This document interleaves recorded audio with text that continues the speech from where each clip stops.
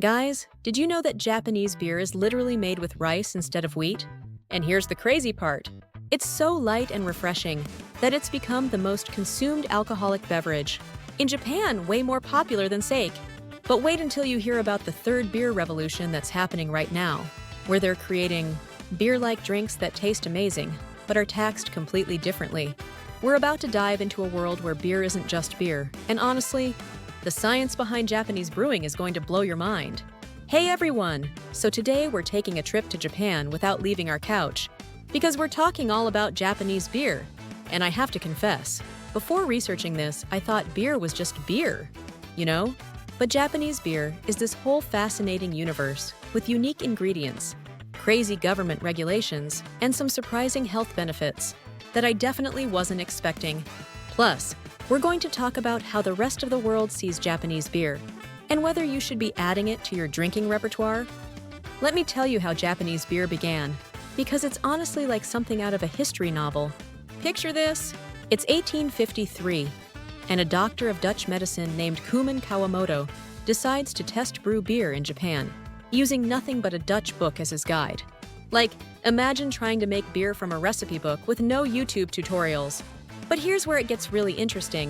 In 1870, an American named W. Copeland founded the Spring Valley Brewery in Yokohama, and this basically kick-started the whole industry.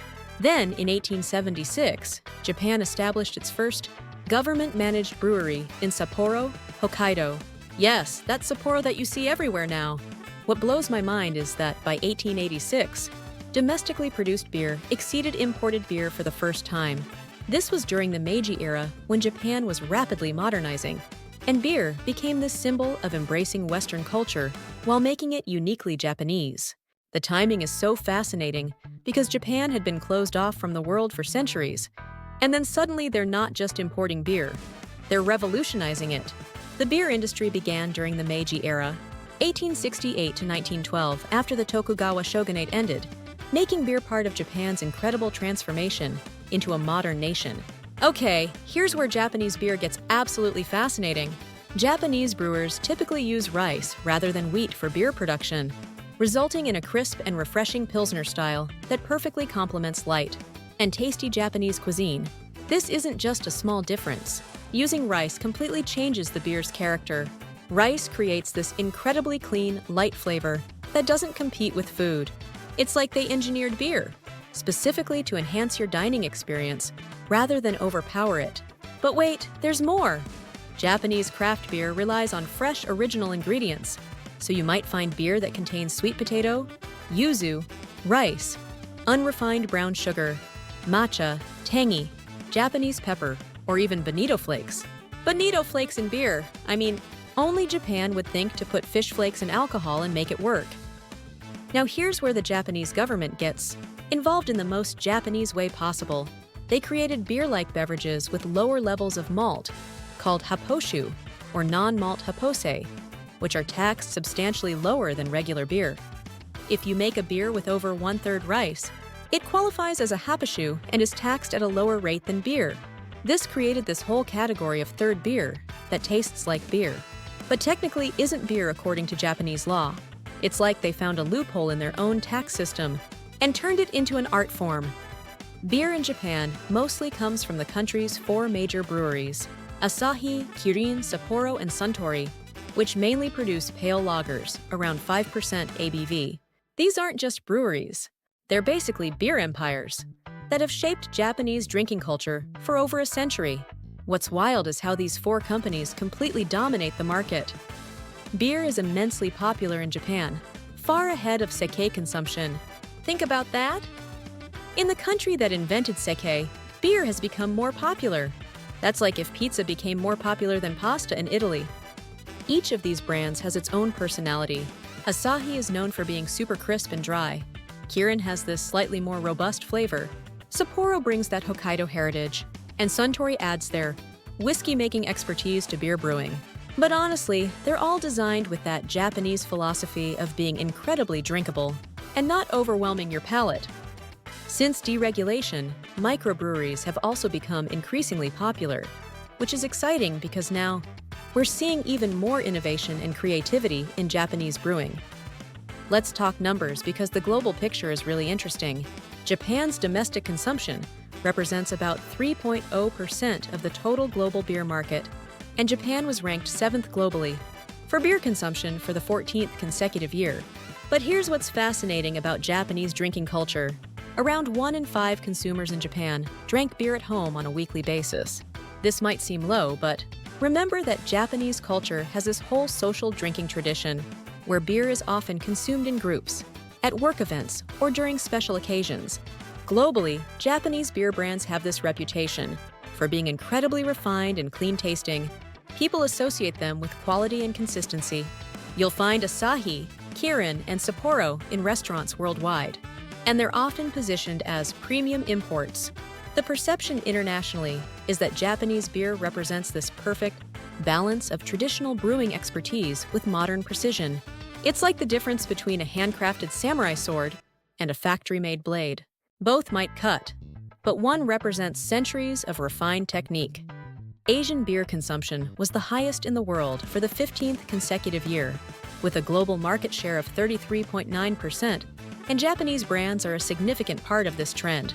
Now let's talk about the health aspects, because this is where it gets really interesting. There's large-scale evidence on the effect of moderate beer consumption, showing associations with good physical and mental health status and increased social support. But here's the thing about Japanese beer specifically. Because it's made with rice and tends to be lighter, it might be easier on your digestive system than wheat-based beers. Studies suggest that rice beer consumption may reduce stress and prevent gastrointestinal infections. Craft beers provide better health benefits due to their varied and high content of phenolic compounds. Though the alcohol content remains controversial, Japanese craft beers, with their unique ingredients, like yuzu and matcha, might offer additional antioxidant benefits from these traditional Japanese ingredients. There are potentially beneficial bioactives that beer may contain, and there's potential to enhance the bioactive qualities through novel brewing approaches, often used in craft brewing. But let's be real, we're still talking about alcohol. The health benefits are associated with moderate consumption, and excessive alcohol consumption is linked to increased medical expenditure and health risks. The Japanese approach of drinking beer socially and in moderation might actually be part of why some studies show positive health associations. Of course, we need to talk about the downsides too. Japanese beer, like any alcoholic beverage, comes with the standard risks of alcohol consumption, impaired judgment, potential dependency, and health risks. When consumed excessively, there's also an environmental consideration. The rice cultivation required for Japanese beer, brewing uses significant water resources, and the global shipping of these products creates a substantial carbon footprint. From a cultural perspective, some critics argue that the dominance of the Big Four breweries has led to a homogenization of taste. While the beers are high quality, they can be quite similar to each other, lacking the diversity you might find in other brewing cultures.